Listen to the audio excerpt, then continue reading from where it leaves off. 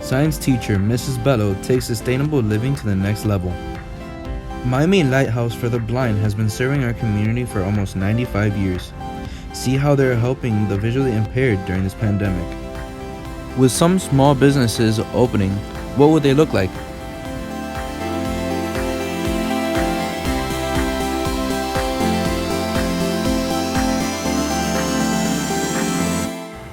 Hey Wolverines, I'm Christopher Bio and welcome to this episode of WBLN. As Jesuit men, we are called to do the more, but what does that mean? Well, Junior Carlos Iglesias decided to put his culinary skills to the test by creating a food business. Belen Jr. takes the magis and uses his culinary expertise to the next level. So I wanted to try to get into the business part of the career to try to learn more about prices and markets for food. I usually take orders every Tuesday by posting on my Snapchat story that I will be delivering on Wednesday. And it usually gives me a good time to buy ingredients the day before and map out all the addresses of where I'm supposed to deliver. And so far, I've delivered as far as Key Biscayne and Miami Lakes. What's your most favorite dish to make? Well, it used to be Italian potato gnocchi, but now that this chicken sandwich is really taking off, it's become more easier and more fun to make. So probably the spicy chicken sandwich. It's $12 for delivery plus the potato salad and the chips on the side. So yeah, I'm charging $12 to deliver those.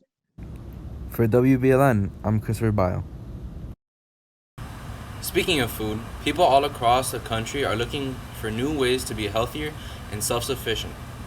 When it comes to energy and what we eat, one popular way is creating a garden full of fruits, vegetables, and herbs. Miss Bello, a 6th grade teacher at Belen, has been able to produce for herself and her family. Fredo Diaz tells us more. For some people, eating clean and growing your own food may seem impossible, but for Miss Bello, it's become part of her life. The reason why I started the garden was I started as a mom and as a person. I wanted to eat healthier, I wanted to eat more organic, and I found it to be very difficult to find things that were readily accessible and not too expensive. So I first started really doing it for myself and my family. Then I had friends and family members ask more about it and to have access to the same resources. And then I started realizing that I could really help out the community this way. It was at this time that the garden began to expand, from a household project to a community-wide farm.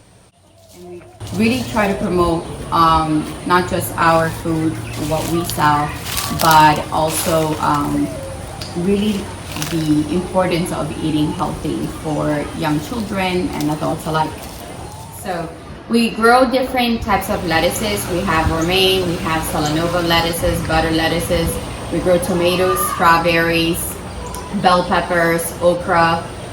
So we do have a variety of things that we grow, and constantly we have people who ask us to grow different things too. So we take that into consideration to try to help out the community.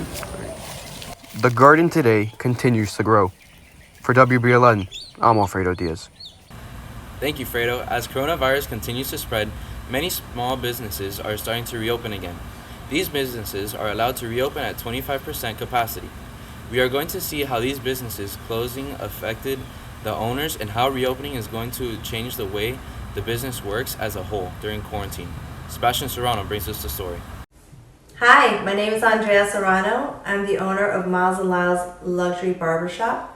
We have been closed due to the corona, but we'll be opening back up on Monday the 18th. We have taken every measure to ensure the safety of our clients and barbers.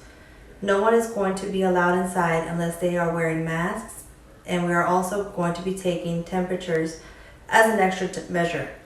Our barbers will not only be wearing masks, but also having on face shields, aprons, and protective covers on the chairs that will be changed after every client.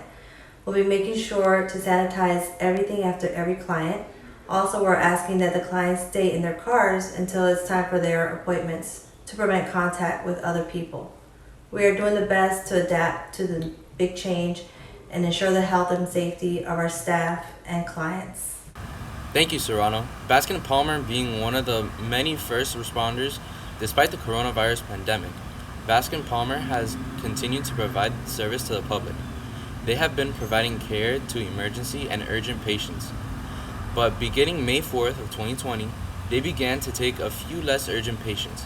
As of this moment, they are still operating at about 25% efficiency.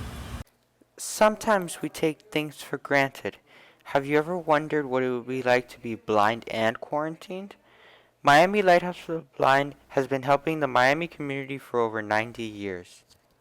Each year, we transform the lives of 25,000 people, from blind babies to school-age children, to teenagers, to adults wanting to get a job, to seniors with age-related eye disease, and preventing blindness by having mobile eye clinics that travel throughout the state of Florida, helping low-income children when they failed their vision screening and they need a dilated eye exam and glasses.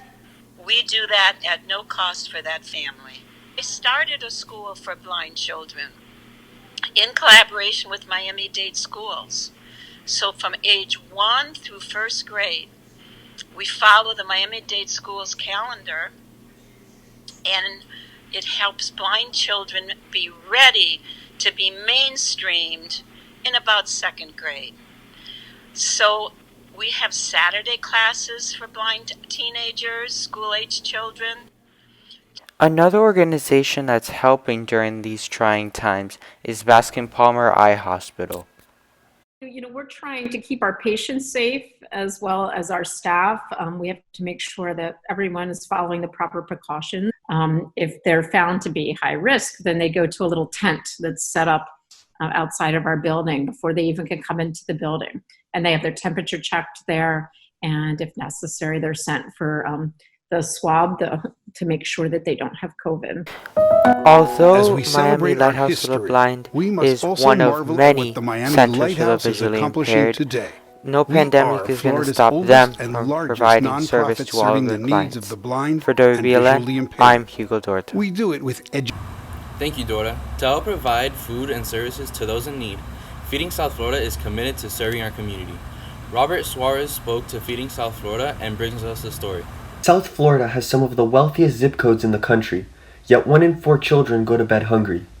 And 1 in 7 older adults have to choose between paying for health care or buying groceries. More than 800,000 individuals in South Florida struggle to get their next meal, and they are the ones doing something about it. Feeding South Florida is the largest, most efficient food bank serving South Florida counties. In Florida alone, more than 300 million pounds of produce goes to waste. But rescuing food from farmers, grocers, retail stores, manufacturers, and food drives, they serve 30% of the state's food insecure population. If you would like to make a difference, you can donate at their website, feedingsouthflorida.org.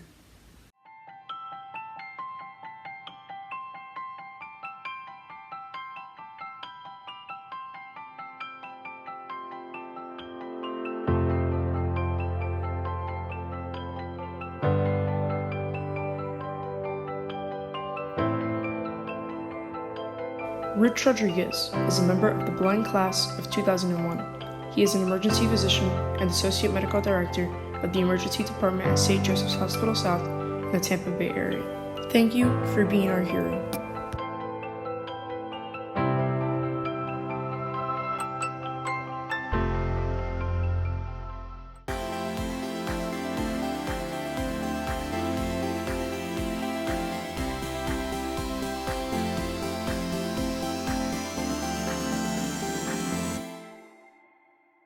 Hey Wolverines, here are your sports news for today. Major League Baseball's first pitch could be thrown in July, but you won't be going out to the old ball game. The New York Times and ESPN are reporting MLB owners have agreed on a proposal to start the 2020 season in July. Games would be played in home stadiums without any fans in the stands.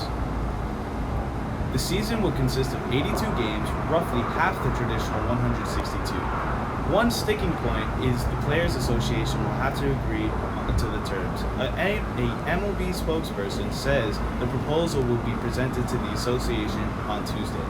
Players have already accepted a $170 million salary advance in March in exchange for lost salaries due to no season, or prorated salaries in a partial season.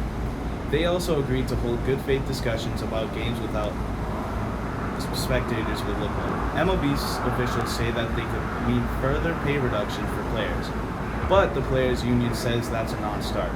Analysts worry negotiations over multi-million-dollar salaries in a time of record unemployment could mar public perception of America's pastime.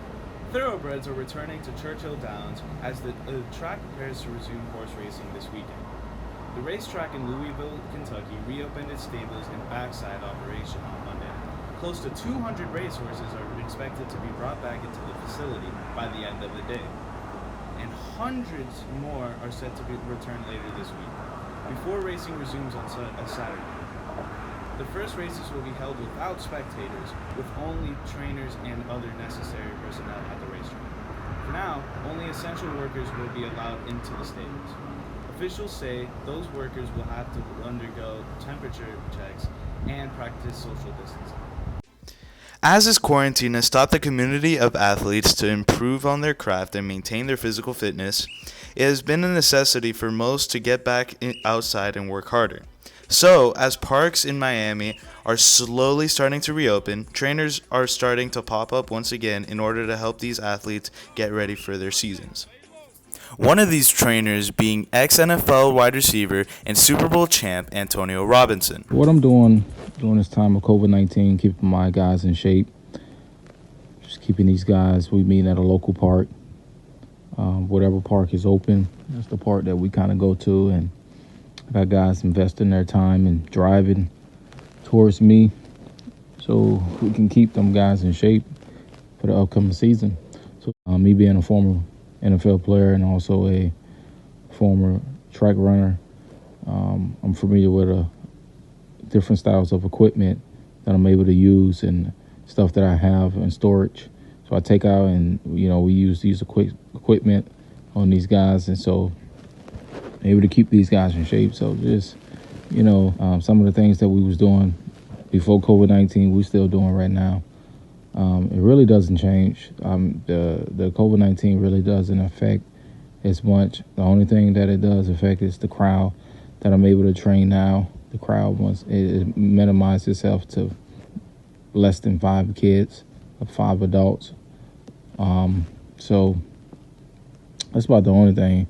I normally have maybe like 15 guys competing against each other. Now I got 3-3 or 2-3. These guys competing against each other. So, and also, we kind of look at the good side of it. You have a lot of time on your hands to get better. So. As time progresses through this quarantine, we'll see who comes out to be the best in the end. That's all for now. Back to you, Chris. Thank you, Addison. Please make sure to follow us on Instagram, YouTube, Twitter, and Facebook. Remember to stay home, stay safe, and stay golden, Wolverines.